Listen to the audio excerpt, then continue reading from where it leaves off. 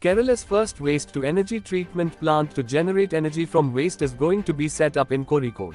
The Japanese company J.F.A. Limited will provide technical assistance. The cooperation was promised during a meeting held between the company's overseas business head and environment director Keichi Nagata and Chief Minister Pinarayi Vijayan.